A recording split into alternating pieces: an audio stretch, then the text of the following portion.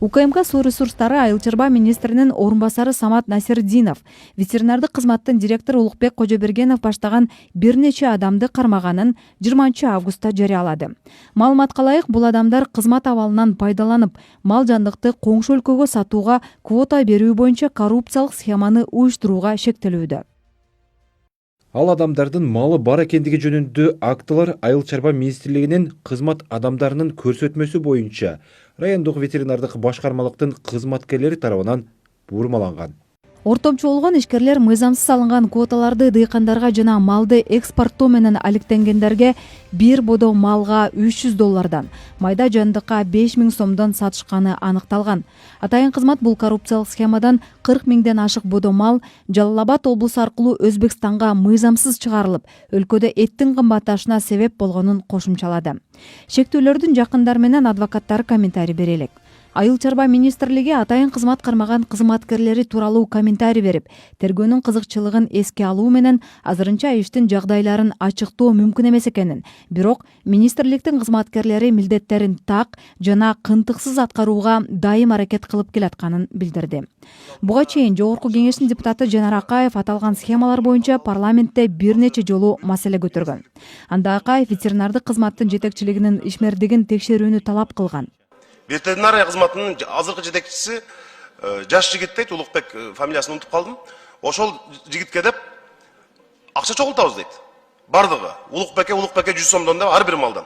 Мына ушуга олуттуу тез арада чара көрөсүздөр деп ишенем.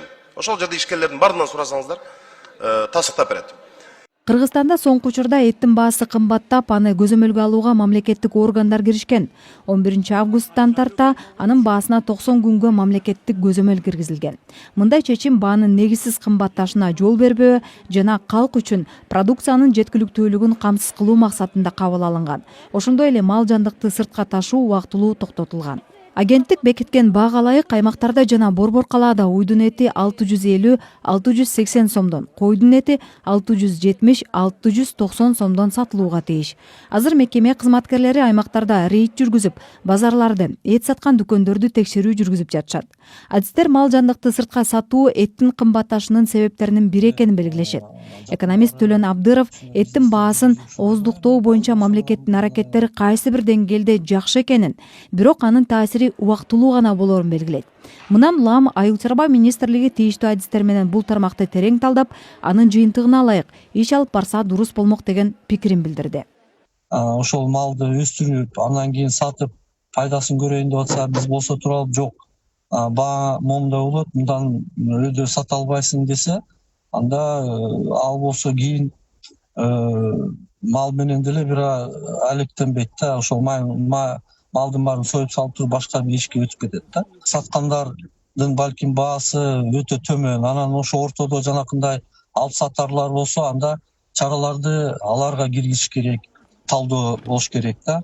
Анан кийин ошонун баарын карап туруп, анан эгерде бир жөнгө салбаса, жөн эле жанакындай көзөмөлгө алып эле чектеп койсок, анда бул тармакка кичине биз катуураак бир зыян тийгизип коюшубуз мүмкүн. Кийин анан сапаттуу жакшы эттер болбой калышы мүмкүн. Туура мамлекет ушундай бир аябай муктаж боло турган товарларга мындай көзөмөл киргизип атканы бул азыркы учурда мен ойлоп атам, ошол жанакындай талдоолорду жүргүзүп, келечекте жанакындай бир өзүнө бир жакшы бир чечимдер чыгарып алып, ошону жөнгө салганга бир жакшы бир иштер жүргүзсө, анда сөз болбойт да ал жагынан. Ал эми фермер Нуралы Ибраев болсо бул жааттагы коррупциялык иштерди жок кылыш керек, бирок өлкөдө багылган малдын экспортун дароо токтотуп коюуда болбойт деген пикирде.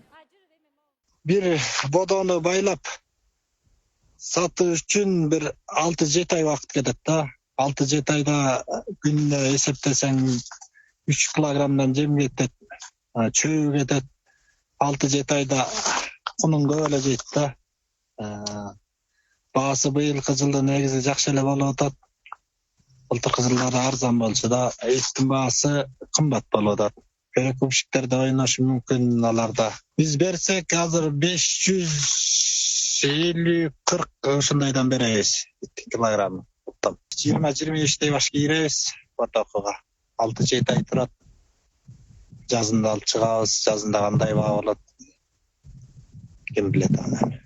Май айында улуттук статистика комитети январдан бери уйдун этинин баасы 6%, кой этиники 10,9 жана жылкыныкы 7,1% жогорулаганын билдирген. Базарларда, соода жайларда мындан дагы кымбат сатылып жатканы айтылган.